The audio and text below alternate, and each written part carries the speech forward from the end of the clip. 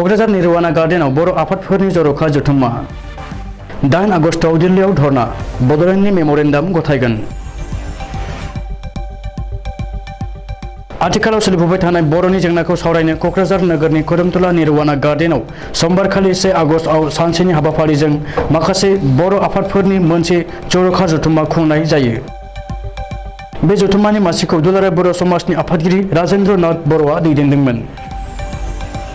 बे जर'खा जथुम्मायाव दुलाराय बर' समाज, आइजो अनसाय आफाद, बड'लेण्ड जनजाति सुरक्षा मंच, उदालगुरि सिटिजेन फराम, बर' रेबग्रा जथुम, all India Bodo' peoples movement committee for Bodoland statehood, दुलाराय बर' आबादारि आफाद, दुलाराय गुदि बाथौ आफाद, बिटिसि गावबुरा आफादफोरनि अनगायैबो माखासे गोरों गोरा आजिरा मोननाय मावख'गिरि आरो दैदेनगिरि जेरैहाय बारग' IAS officer Robinson Mosahary, BTC सोलोंथाइ बिफाननि बारग' डाइरेक्टर रबिशंकर बरगयारि, पद्मश्री डक्टर मंगलसिंह हाज'वारि, बड'लेण्ड मुलुगसोलोंसालिनि बारग' डाइरेक्टर दिननाथ बसुमतारि, दुलाराय बर' फरायसा आफादनि गायसनजेन लेङाइ आफादगिरि, लोगोसे जारिमिन लिरगिरि हिराचरण नार्जिनारि, CPWDनि बारग' डाइरेक्टर नवीन मण्डल, बारग' MP सानसुमा खुंगुर बसुमतारि, बर' रेबग्रा जथुमनि आफादगिरि राजेन बसुमतारि, ट्राइबेल संघनि बारग' आफादगिरि रन्जित बरगयारि, धेमाजि जिल्ला एबसुनि बारग' दैदेनगिरि सिग्रेसार्य मोसाहारि, आजिरा मोननाय बारग' DFO मतिलाल बसुमतारि, बारग' DFO सन्तोष बसुमतारि, एबसुनि बारग' नेहाथारि बुदिराम बसुमतारिमोनहा बाहागो लादोंमोन। दिनैनि बे मेहेरगोनां जथुम्मायाव सिग्रेसार्य मोसाहारिया बिटिआर गोरोबथाजों बर' हारिया गोबां खहा जाबाय होननानै बिटिआर गोरोबथानि सागानगिरि प्रमद बर'खौ गोख्रों रावजों सोंखारियो।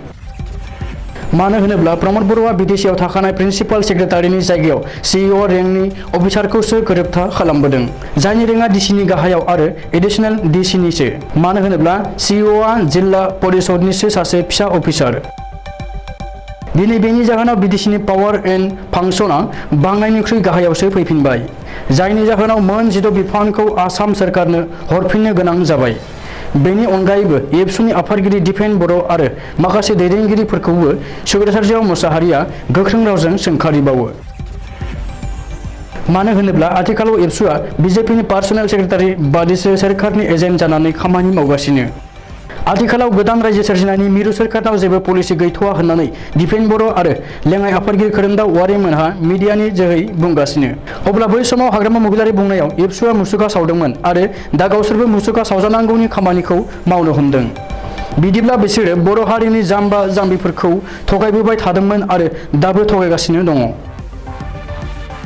ओजोंहाय बिटिआरआव पासनाय दैमानि सानजाहा सनितपुर आरो बिश्वनाथ जिल्लाखौ बिटिआर गोरोबथानि जोहै सोफानो हाया, मानोना गोरोबथायाव कन्टिगुआस सोदोब लिरदों। बे सोदोबनि थाखायनो सनितपुर आरो बिश्वनाथ जिल्ला मोन्नैबो हाबनो हाया, मानोना पासनाय दैमानिफ्राय सानजाहा 15-20 किल'मिटार गोजान गोलाव जेबो कन्टिगुआस गैया। बेनि अनगायैबो बिटिआर गोरोबथायाव एरिया एक्सटेनसन होननानै लिराखै, इनक्लुजन आरो एक्सक्लुजन होननानैसो लिरदों। सावरायनायाव फैगौ 8 आगस्टआव दिल्लीयाव बनसुनि दैदेननायाव धरना होनानै बड'लेण्ड आलादा रायजोनि थाखाय भारत सोरखारनो मेम'रेन्डाम गथायहैनो थांखि आजावनाय जायो। गोबां आफादनिफ्राय गासै 400 सो दैदेनगिरि रायजो राजाया धरना हैगोन होननानै मिथिहोदों।